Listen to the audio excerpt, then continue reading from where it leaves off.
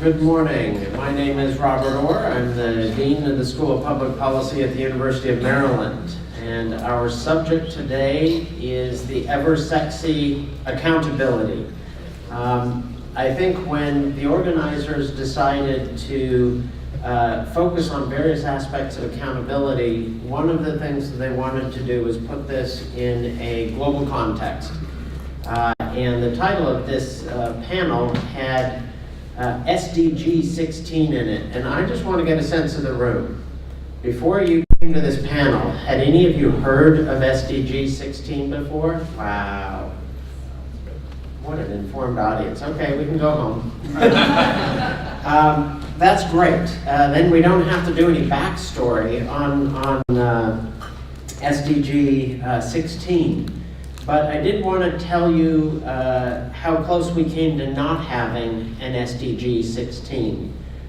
When I was at the United Nations in the Secretary General's office and we were dreaming what would come after the Millennium Development Goals, we had discussions about what we could possibly get away with in terms of injecting both peace and justice issues into the development agenda and accountability and institutional issues. Those did not exist in the Millennium Development Goals. So we put forward in the very first volley to the member governments of the United Nations the idea that there needed to be a goal along these lines, fully expecting it would be negotiated out of the text in the course of negotiations at the United Nations. And it hung in, and it hung in, and it hung in, and we're still ready for the onslaught.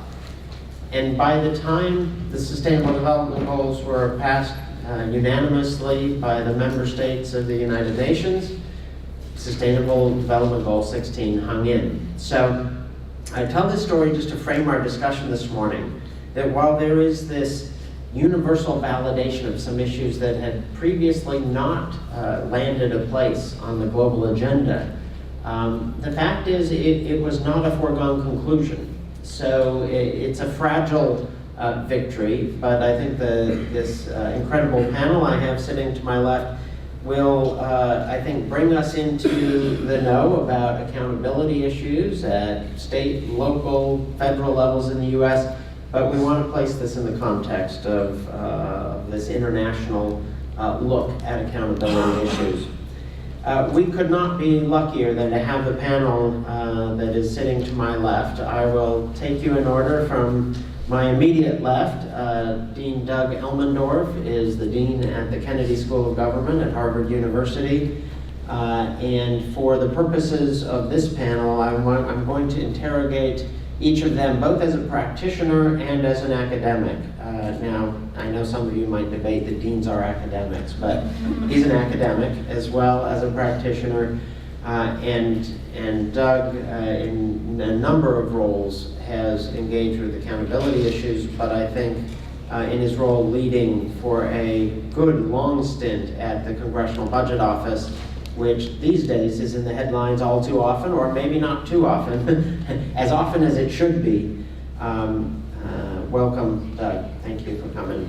To his left, Governor Martin O'Malley, the former governor of the great state of Maryland, former mayor of the city of Baltimore, and in addition to 8 years in each of those, 8 years on the City Council of Baltimore. So if you want to know what it looks like, sounds like, tastes like, feels like to govern on not just the shores of the Chesapeake, but in the United States, we couldn't ask for a better representative today. And I do need to say he also is an academic, as he is now a professor at my school, at the School of Public Policy at Maryland. And then to the governor's left, Marcia Goodman, professor at Laverne University in California, and she will be a discussant that is going to draw some threads out of the conversation that our two distinguished panelists will put forward. I wanted to start with each of you reflecting as a practitioner what you take away from your years as a practitioner when it comes to advancing accountability. Governor O'Malley, if I could start with you. You were very well known as a mayor who forced accountability issues to the fore of your administration, and some would even say it's one reason you successfully ran for state office in the state of Maryland. You created CityStat when you were in Baltimore, and then you created StateStat when you became governor. These were very important mechanisms that didn't just stay in Maryland. I think they had life that went way beyond Maryland. Could you reflect for a moment on the challenges of getting these mechanisms for accountability and engaging the citizenry up and running? And then how did they change the way you governed the city and the state? Sure.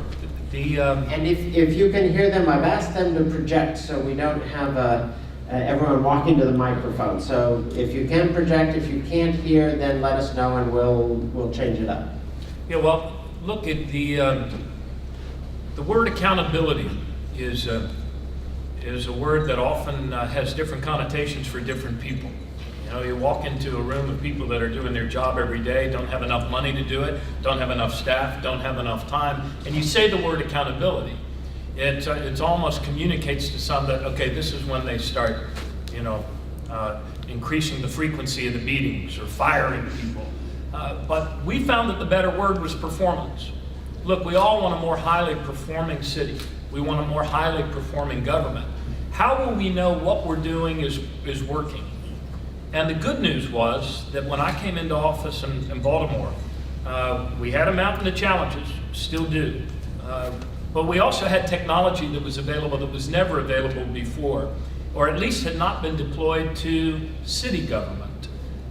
So the ability to actually show whether or not what we were doing was improving our performance was a way that we transformed a very kind of sleepy, underappreciated, underled bureaucracy of low expectations into a place where we could actually see where the leaders were, where they were doing the work, and we could lift up the leaders.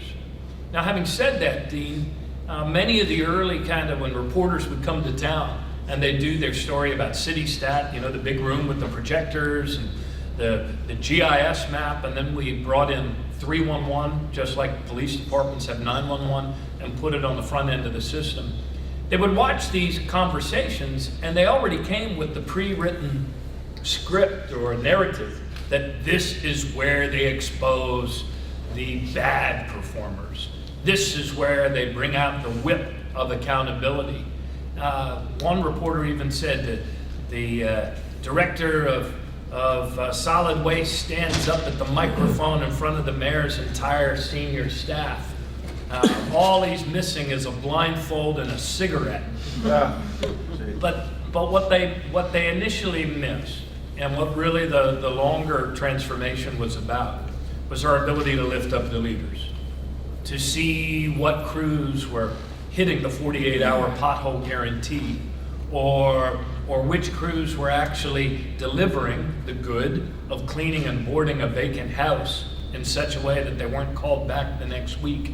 So it was really the ability to lift up the leaders that, in retrospect, I think, was what got the 80% of all of us who are in the middle of a big organization leaning towards improved performance.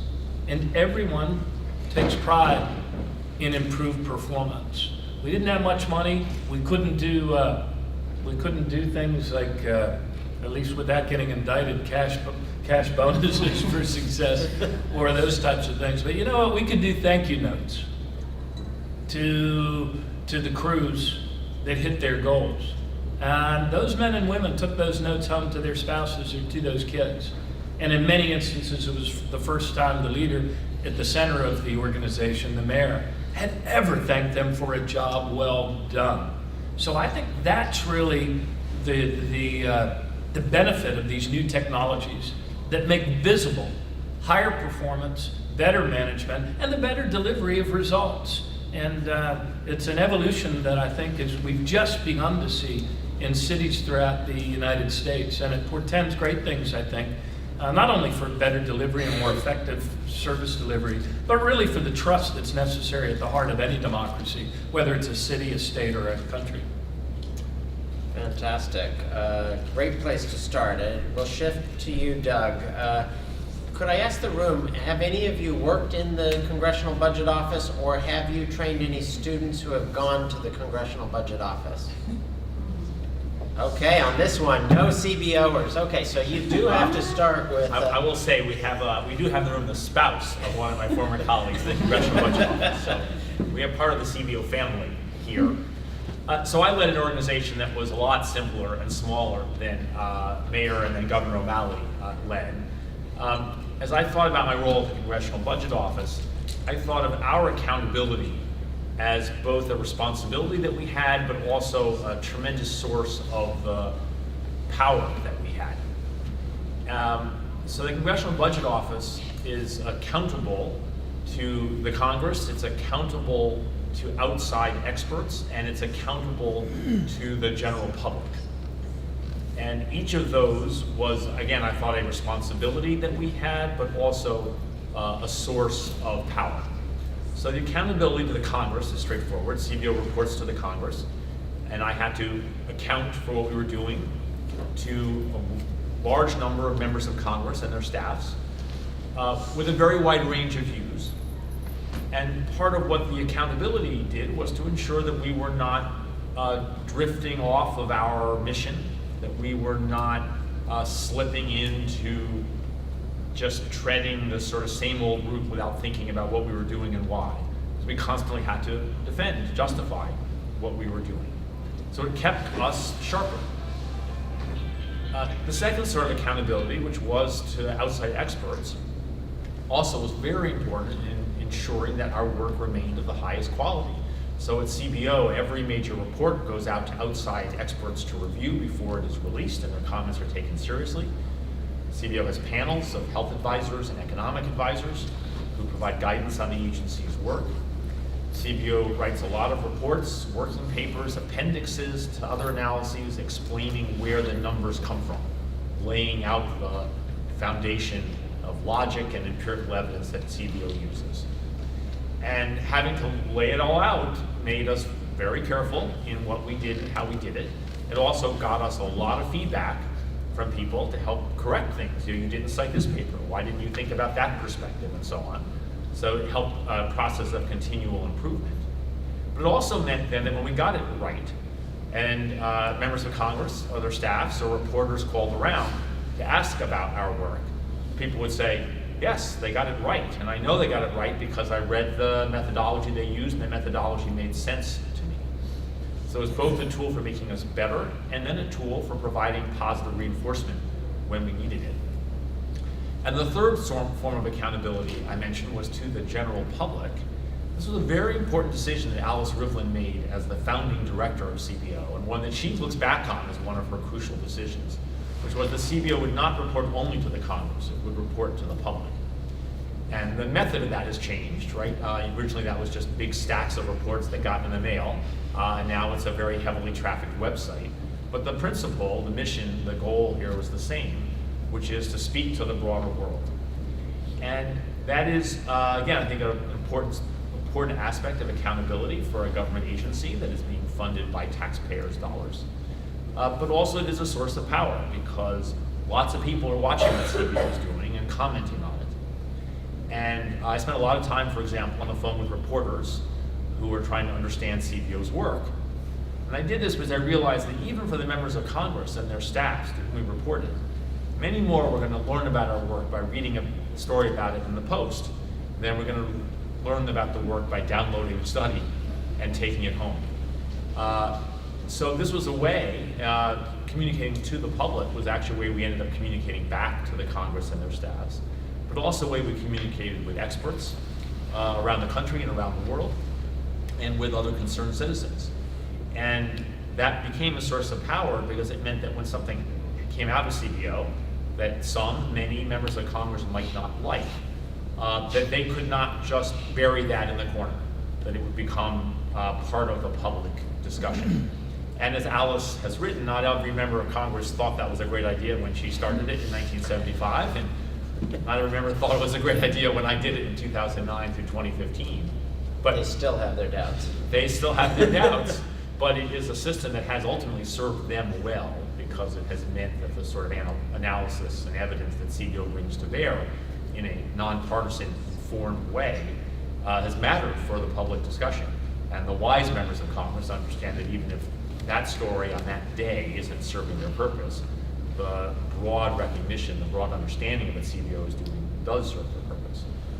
So I think that CBO's accountability is a requirement for the sort of democratic governance we want to have in this country, but also in fact has turned out to be a way in which CBO has been better and has become better over time and has had a greater influence on the world because of this feedback loop from outside folks. Great. I love even just in your two initial bursts, the idea of accountability, not just as a responsibility, but as a source of power, talking about it not as a whip of accountability, but lifting up leaders. This is a really broader discussion than the narrow whip of accountability that I think people think about. If I could ask you to take off your practitioner hats for a second and put on your educator hats. You're talking to an audience of educators. Dean Elmendorf, can you really teach accountability at the Kennedy School? Do you have courses that you think do that better than others? I guess I won't make you comment on different courses. That's probably a bad path to go down. And then Governor... We had Martin O'Malley teaching our courses. Well, and then I wanted to ask Martin O'Malley, because I will say when I first asked him to teach a course, and he taught a graduate course on performance management, I was kind of waiting to see how many people would show up for such a sexy titled course on performance management. Right now, I think your undergraduate course has over 200 people in it, so we know that at least it can attract students.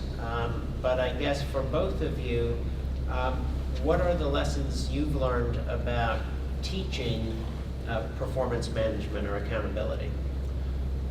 So, should I start? Yeah, please. So I'd like to broaden that just a bit. I want to talk about accountability at the Kennedy School in three ways, the third of which is what's taught in the courses. But I think the first two are important.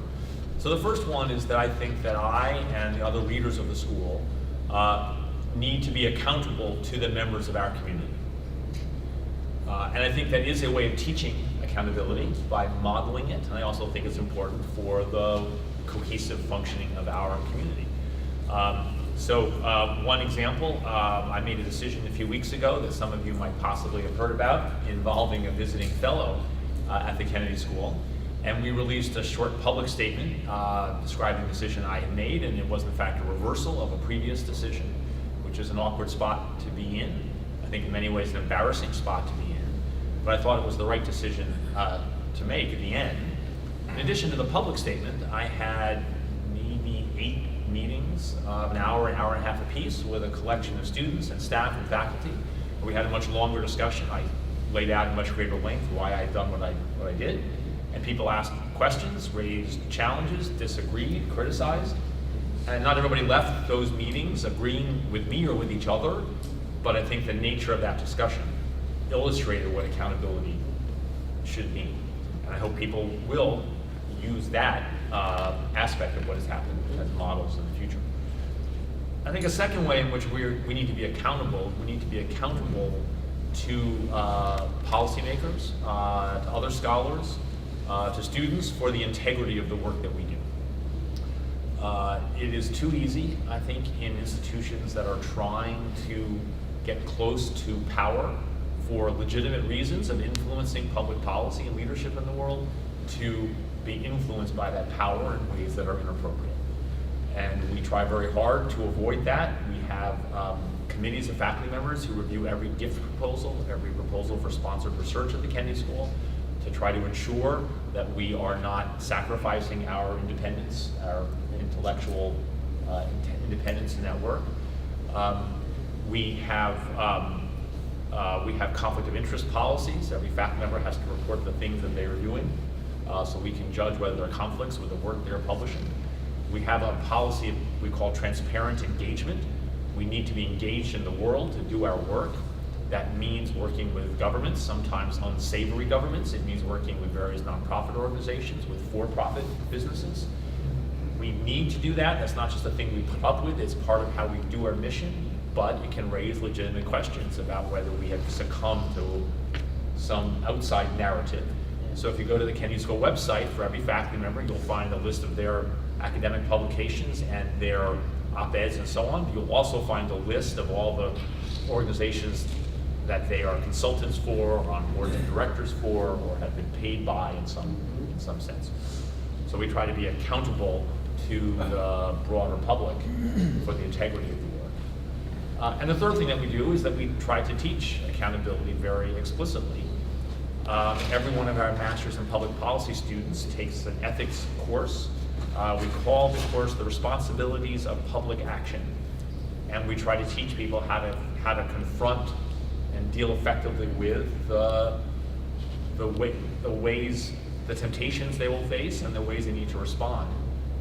And I think one very important aspect of this is the temptation to cover up problems, to try to avoid the accountability. And we try to teach our students that that is both wrong for leaders in democratic societies and ultimately ineffective for leaders in democratic societies. And even if it looks like for that day or that news cycle, you could get away with it, that ultimately it won't work, and you really should not do it anyway. And I think some of that takes. Now, I think public life can involve temptations, particularly the temptations not to reveal problems. But I think many of our students come away from this with a renewed understanding of what their responsibilities are, and again, how being accountable, holding themselves accountable, although painful at moments, can actually work effectively for them. We also teach some courses of the sort that Governor O'Malley teaches, and our students are very interested in these classes. We need governments to be more effective at serving citizens than they are across the board today. There are certainly lots of terrific people working very hard doing wonderful things, but we need to raise that standard. And we can be part of that in the teaching of accountability that we do. Great. I'm very struck with that moment of the temptation not to reveal problems we have. That moment when you make the decision, I know I need to do this, but right before you do it, that big gulp of, okay, this is going to be really unpleasant. Now let's talk about what problem we have. And I can just, that burden of leadership when you describe that and what you've recently been through, I think that is an ultimate form of accountability, of putting forward the things that are hardest. So Governor O'Malley, I want to know, because I have actually seen your course evaluations. And it is true that you teach a mean course. Clearly, grads and undergrads have gravitated to this. How do you actually teach performance management and make it interesting to students that did not come looking for that class initially? Yeah, what I heard in Doug's observations were a couple of themes. I mean, I think it's really about solving big problems and getting things done. And that's what young people are gravitating to, especially those that have a passion and a calling in their heart to even go into political science or public administration. It's because they believe that we share a common good as a people and that there is dignity in every individual, and that our government actually should be about solving big problems and getting things done. So that's how I go through this course. We lay out real problems.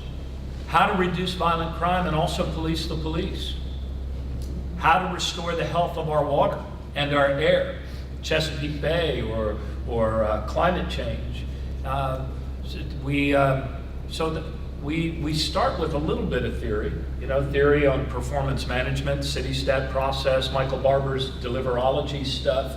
And we also do something that violates some of the canons of past management professors that I've read. They say you're not supposed to put management together with leadership. But one of the things I've learned in the course of, if you want to learn, you teach, right? One of the things I've learned is that the students taught me was to change how I thought effective government, broke down. I thought it was 10% policy and 90% good management and follow through. And I've since realized it's 10% policy, 40% management and follow through, and 50% leadership. So we talk about how effective leaders actually embrace the vulnerability of setting public goals, of not just saying open and transparent, but actually being public and transparent. The drivers of effective leadership, personal integrity, openness, a willingness to change. And we had a motto in our administrations that we have to show the bad graphs also. Because if you don't show where you're falling down, where you're succeeding won't have any credibility. And if you don't show where the problems are, you can't expect smart people on the ground to collaborate and share information to solve those problems. And so I think that's what the students enjoy, is actually working on solving real big problems and getting things done. And final word on this score, there is an elevated set of expectations that digital natives are thankfully bringing into public service and the public square. The Uber generation brings with it an Uber set of citizen expectations when it comes to openness and transparency. If for something as trivial as getting a ride down to, the watering hole in college can be tracked and accountable, and I can see when the little car misses me and when the little car comes back, how much more important is it that we are tracking and accountable to the dollars we invest in the important public good of public education, or crime reduction, or restoring the health of our waters. And that's a good thing if we can figure out how to tap into that and teach it. And honestly, I think every one of the kids in my class are more technically savvy than I am. But when you turn the problem over to them and ask them to figure out something James Comey, as FBI director, wasn't able to figure out, namely whether police-involved shootings are up and are down in the top 25 cities in the United States, and you tell them, there's the world, there's your internet, pull out your laptop, go figure it out. Break into 25 different small groups and come back and tell us what you can find by way of openness, transparency, and what older people call accountability. What you can find in open sources. Bring it back and let's figure out what the shared reality is so we can solve this big problem and actually get something done. Excellent. I love that mantra. Did you actually use that in state government? We have to show the bad graphs too? Yes. Again, easier said than done, but showing the bad graphs. I will never forget my hardest meeting at the UN dealing with Sustainable Development Goals. So after having promoted this framework for the global, looking at the introduction of cholera into Haiti and the probability that it was the UN peacekeepers that may have introduced cholera to Haiti, that was the hardest accountability discussion within our organization. And we didn't use the term, we have to show the bad graphs too. It was, what is our credibility going to be if we think that it is likely that the UN introduced cholera to Haiti and we don't fess up to that? And, many groups of lawyers could say, it's really not smart because you don't know for a fact you did, you shouldn't. And you get lots of opportunities to have outs. Yeah. But then still putting the bad graph out there, even when you're given opportunities to not put it out. And the lawyers and traditional political wisdom are a big part of the impediment here. Yeah. Because it's always easiest for lawyers to tell you not to do something or not to share something that you're not forced to share. And the same thing goes for political consultants. Yeah. I mean, the political wisdom is always to tell politicians, don't set goals, don't have public deadlines. Somebody pushed back on me when we set a goal of 20% crime reduction in Maryland by 2012. They said, gosh, don't do that. What if you don't hit it? I said, what if we do? They said, yeah, but what if you don't? I said, yeah, but what if we do?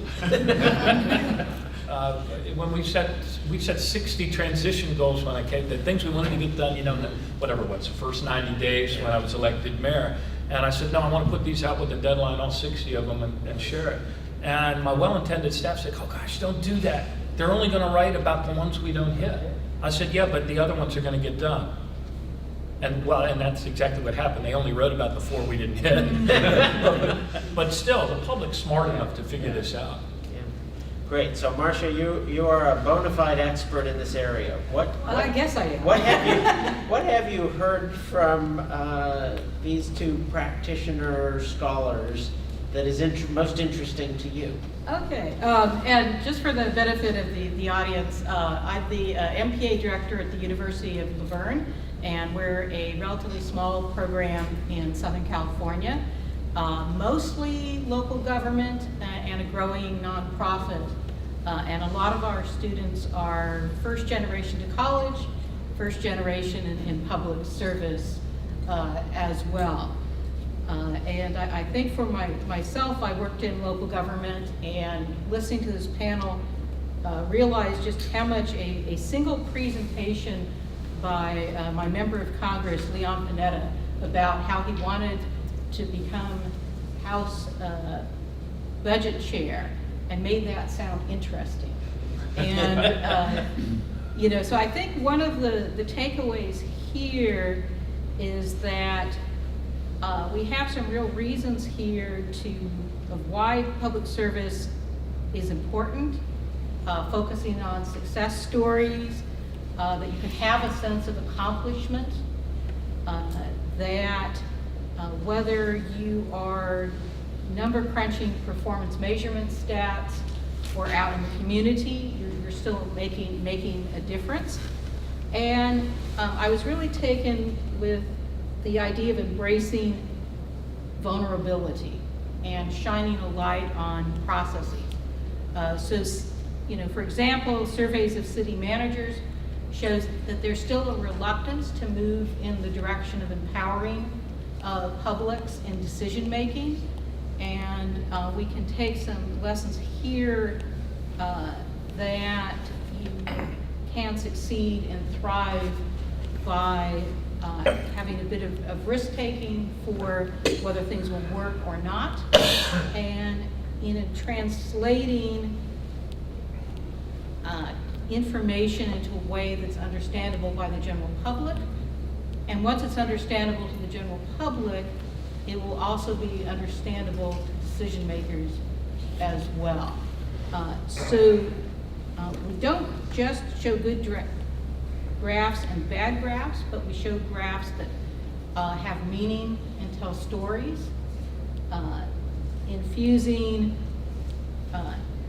you know, it's kind of a buzzword to talk about data visualization, but there's infographics that really create more confusion, and there's how to make things visually appealing. And so teaching not just performance management, but how to translate that information into publicly understood ways. And sort of thinking first about the public and participation as you begin to analyze these big problems. So we can sit in an office and figure out how to regulate Uber, or we can actually take it from a public perspective. How does the public see Uber, Lyft, the sharing economy, and build that problem solving from that perspective? And so once you open up as a student this idea that my opinion matters, and I have people in my communities I can ask and involve in these processes, and then move that forward from there. So information, make it fun and visual, embrace vulnerability, involve the public in your thinking and processes. Great. So I'd like to now turn to the audience. So please introduce yourselves before you launch a question or a comment. I would like to keep this as interactive. I think we have 3 people here who are very succinct, so we have some time for exchanges. So after you identify yourself and your question or comment, we'll kick it around depending on who it's directed to, or if we want to have all the speakers. Please. Hi, I'm Mary Beth Walker. I'm in grad school at Georgia State University, and you are talking to a group of academics, and many of us are also administrators. And when we start talking about accountability, which of course I'm all for, but one of the first things that comes to my mind is the cost of compliance.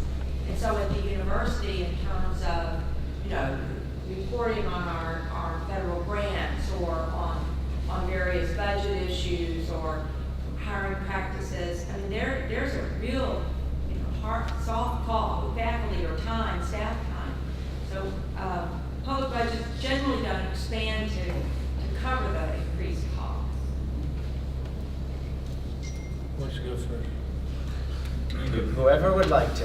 When I was elected mayor of Baltimore in 1999, we had suffered the biggest population loss in the prior 30 years of any major city in America. We had lint in our pockets and we had people heading for the border. So we didn't have money. And we needed to shift a lot of resources to drug treatment and also to shutting down open air drug markets. So I say all of that because, we didn't have money to create new bureaucracies and new processes for something that sounded like, some pie in the sky, the ability to answer soup to nuts, A to Z, a billion questions down to a ticky-tacky detail. So what we did have the ability to do was to better understand what we already knew. In other words, somebody somewhere was usually keeping track of the things we were doing.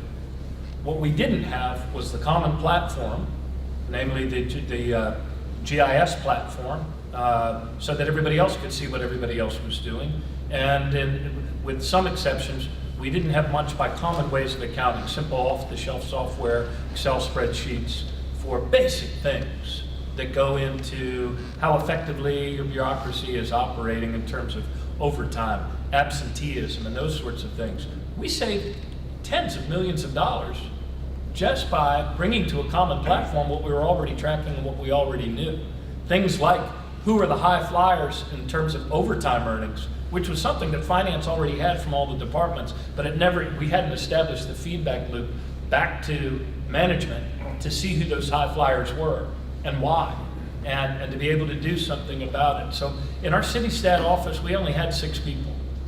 Most of them were requisitioned from other departments, and then we would often hire kids fresh out of college or graduate school who really wanted to work someplace where they could see visible things getting done. And that tiny little nucleus of 6 flexing up maybe to 9 people with a common platform and some common templates really took us a long way. It became more of a matter of hygiene, if you will, than a matter of, well, I could get the answer to that question, but I'll have to take all my people off their other jobs and their other work, and it'll take weeks.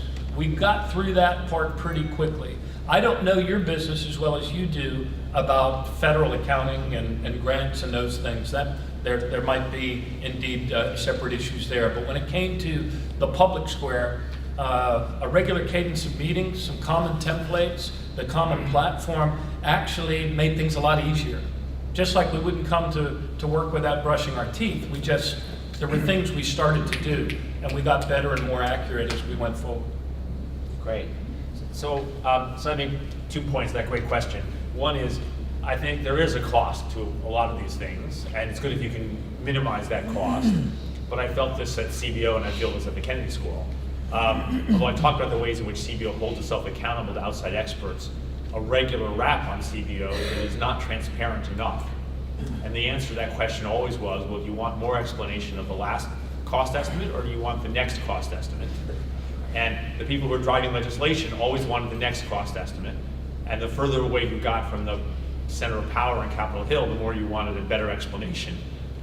So there was a real tension there. And so I talked about the cost a lot in that context. At the Kennedy School, we don't measure what we do well enough. We're trying to take a number of steps now to enhance the diversity and inclusion at the Kennedy School. And one obstacle is we don't know enough. We don't do much institutional research. We don't know enough about who our students are, where they come from, where they go. And an obstacle is the cost of having somebody do that. We are also looking a little bit at, can you hire some young person who somehow for like a big bottle of Coke and a bunch of chips will stay up all night and do things I couldn't do in 2 weeks. Big bottle of vitamin water. Well, something. So I think I do worry about the cost. I think it's a fair point. But the second thing I would say is that I think one of the crucial problems we have in the world today is a lack of confidence in people who are running established institutions. And that can be the US government, but it could also be leading public policy schools, universities, and so on. There is a profound loss of confidence. And I think one way that we all collectively need to go at that is to lay bare more of what we're doing that is working and not working in an open way. So I think this has to be a higher priority in some ways, and other things won't happen because of that, but I think it is important for trying to rebuild and maintain confidence in our institutions. I saw the deans and associate deans and assistant deans in the room nodding sagely when you said it costs real money to measure these things. Those of us who have to measure these things know there are real costs. Laurel? Yes, Laurel McFarland, NASPAA. I wanted to ask an SDG16 question of you as two Americans about two particular tools. One of them is performance management, as you have thought about it in the U.S. context, and scoring, budget scoring, as you thought about it at the CBO. What have you learned from other countries about global public accountability through tools trying to increase public accountability in this country? What have you learned from the way other countries do scoring or performance management that have informed you in a global context? So my short answer to that is that there are a number, as you may know, Laurel, there are a number of agencies around the world that are similar in some respects to what the Congressional Budget Office does. There is a network of these agencies that has been built over the last several years, I think. So there's much more interaction among us and among them now. And we have learned things by watching what other people do. So for example, there's an Office of Budget Responsibility now in the UK that is 5 or 6 years old, maybe. And I was CBO director. I was in touch with the director of the OBR. It is a very interesting work on uncertainty, how to capture, how to depict the uncertainty around their projections, and that was the issue we worried about at CBO, and we learned from them.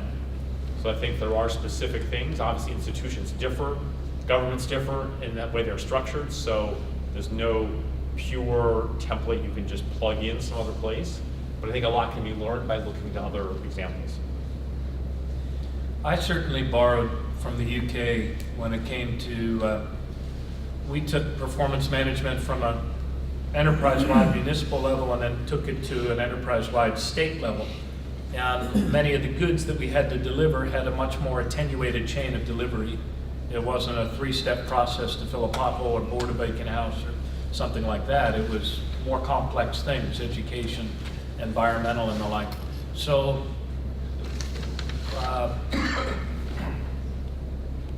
learning and being disciplined about having delivery plans and mapping out the chain of delivery and the responsibilities in that chain, and using the leader's convening power to bring the stakeholders around and show that and make it visible for everybody was an important innovation that I borrowed from the UK. What I see happening around the world is I think cities are really at the forefront of this. Just in my lifetime, I've noticed almost a flip in terms of public trust in our national governments of efficacy, which has dropped, and public trust in the effectiveness of their local and city governments, which has risen. And in this evolution, we're moving from the ability to make nice maps to the ability to do predictive analytics, from simply responding to calls and questions to using alerts and sensors. And there's some cities that are much further ahead than others. I mean, Oslo, Singapore, other places come to mind that are a little more facile at deploying new technologies. Some of the differences are cultural. Some places can embrace them before others.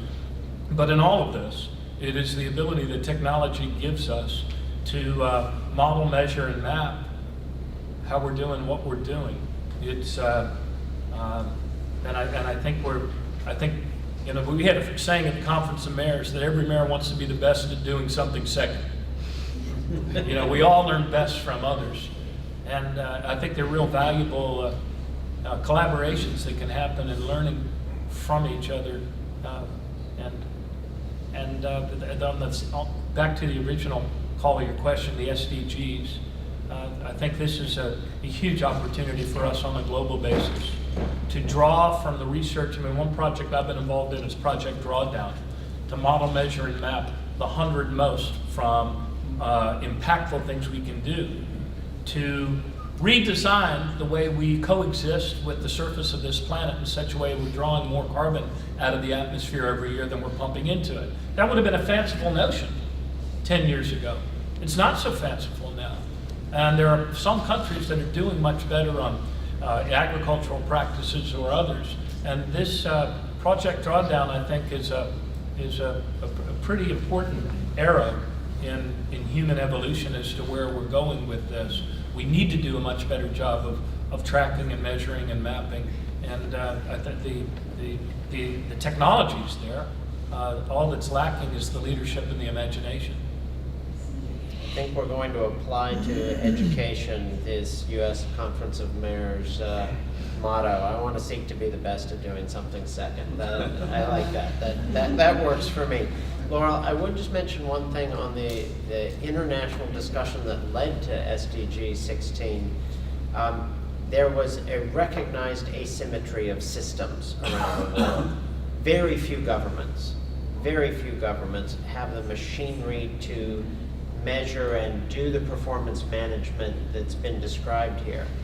But what everyone agreed to, and the reason SDG16 made it through the political process, was because of the words, build effective, accountable, and inclusive institutions. It was the aspiration. Everyone wanted to build effective, accountable, and inclusive institutions. So whether they had the machinery that would enable them to do it today, this was the aspirational part of the agenda, and we want to learn from the other governments that do it. But I think what Governor O'Malley just mentioned about the shifting locus towards local and state government, that is a generalized across all the SDGs, that now so much of the implementation is not happening at the national level, it's coming at those levels. And so measuring and accounting for and looking at the performance management at those levels is becoming much more at the heart of the SDGs writ large than it was even when this discussion started. Marcia, did you want to add anything to this, or should we bring another one in? The only thing I would add is that I think we can look to some of the nonprofits and NGOs that we're moving towards more standardized metrics on performance and more transparency there. And so along with the cities, I think some of those other organizations perhaps can point the way to those aspirational goals. Right. Please. I'm John Bartle. I'm the Dean of the College of Public Affairs and Community Service at the University of Nebraska at Omaha. I'd like to ask some advice, and at the risk of making it seem like I'm just getting information from you, I really think it'll be helpful to many others who do the similar kinds of stuff. Briefly described, there's a planning committee of the legislature, the Nebraska State Legislature, and as you may know, Nebraska is unicameral, so it's the only committee, such committee. It's a special committee, not a standing committee, so its status is maybe a little more tenuous than a standing committee. We've been doing a series of policy briefs for them on the various sets of topics, a lot of them drawn from demographic data, stuff that everybody agrees are facts. There's no debate about the facts of it. That's rare. Yeah.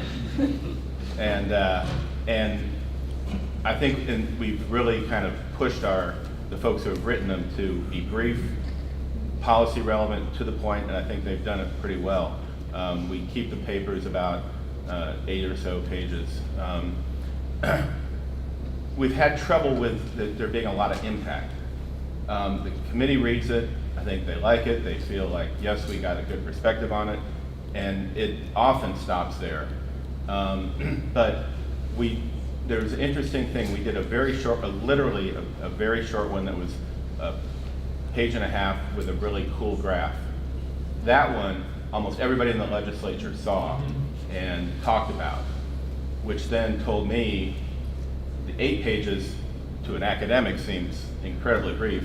To a state legislator seems, way too long and ponderous.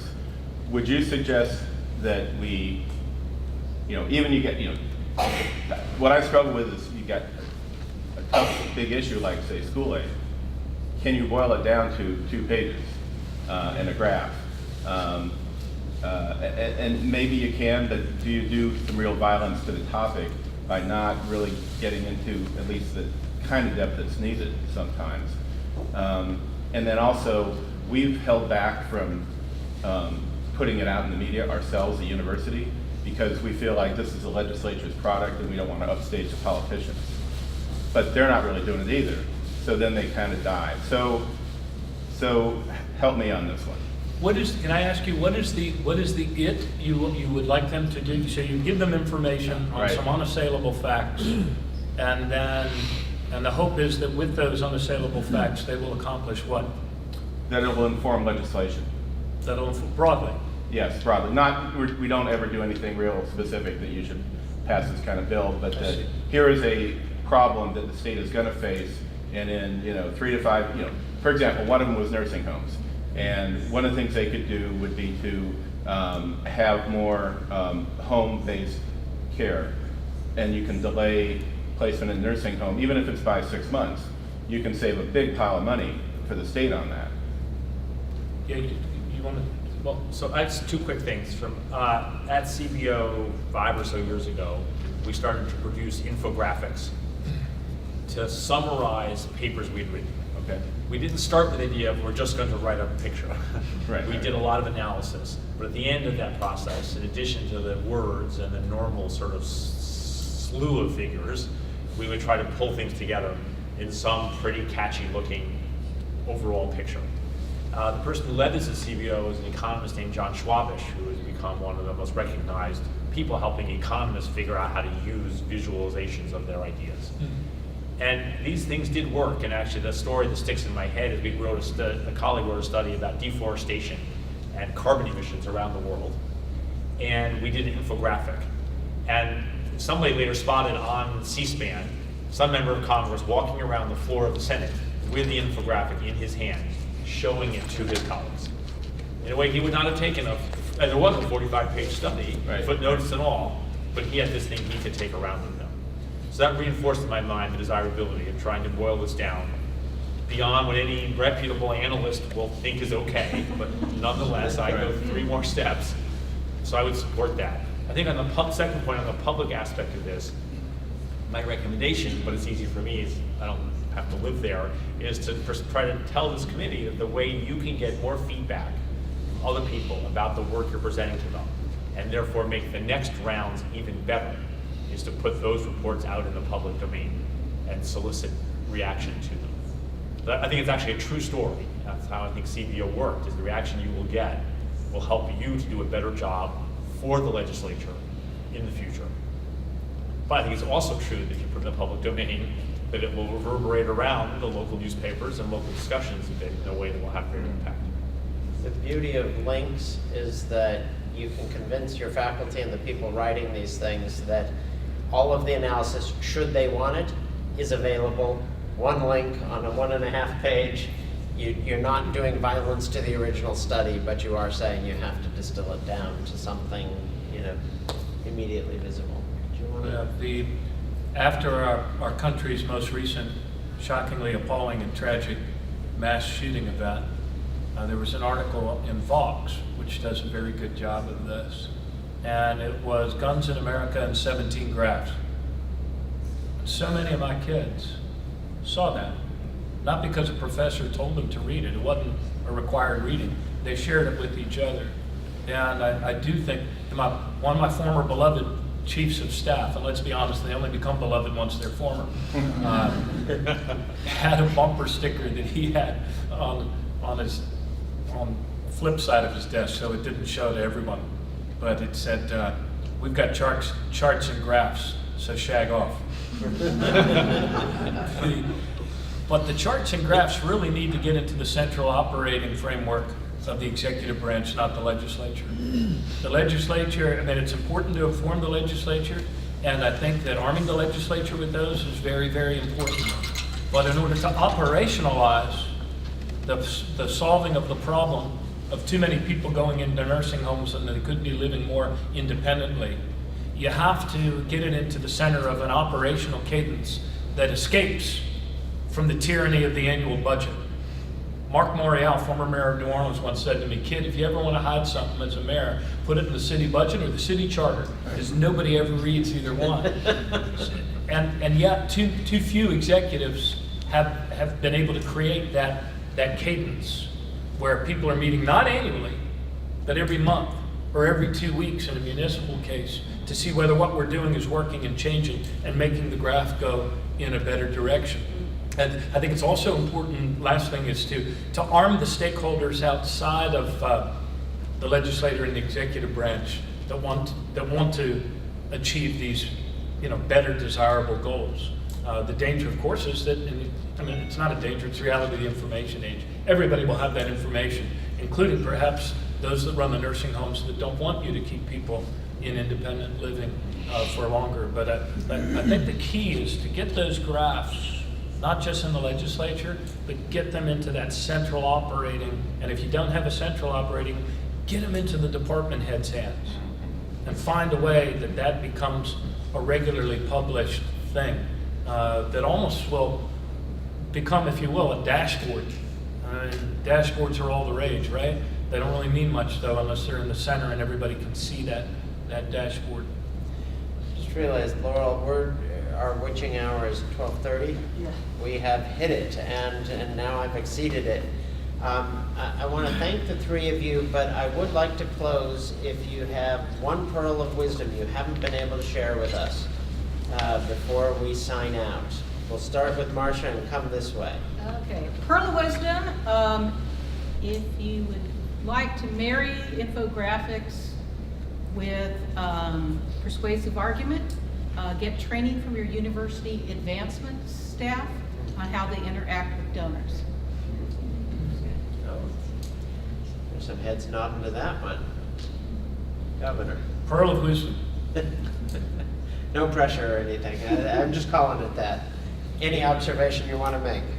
I believe that the greatest problem facing democracy is the effectiveness of democracy itself. And in the information age, the nature of leadership has been greatly changed. Here's wisdom from a now blessed memory. Shimon Peres said to me once, he said that in the information age, leaders know the people know as much as their leaders, and they usually know it before their leaders. If we acknowledge that that's the new reality, I think there's tremendous energy to improve the effectiveness of government by being clear, by being open, transparent, visual, graphic about how we do what we do and whether we're making any improvements. And I think we need to embrace that instead of clinging to the notion that somehow we can just listen to yesterday's lawyers and political consultants and keep information tight to avoid embarrassment. I'd say that qualifies as a pearl of wisdom. Pearl. Yep, that's Yes, a pearl. So Officially. my last observation built on that, I think, which is that I think we need to encourage people who are in leadership positions to admit mistakes, admit shortcomings. I think that's always been the right thing to do. When one is in a hole, one should stop digging. When one has marched on the wrong path for a year or two or three or more, one should still be willing to say that was the wrong path and turn back. I think it's always been the right thing to do. I think some of what you're saying is it is even more unavoidable now than in the past, because everybody can see what path you're on. Not an option. And they can see if you're digging the hole. And you really have to resist the temptation to get through this day or this week by just sort of keeping a stiff upper lip, and actually have to fess up when you're on the wrong path and take a different route. Now you've inspired me. I have to go back and think what I'm going to fess up to next week. So It's very Catholic, isn't it? thank you all very much for coming. And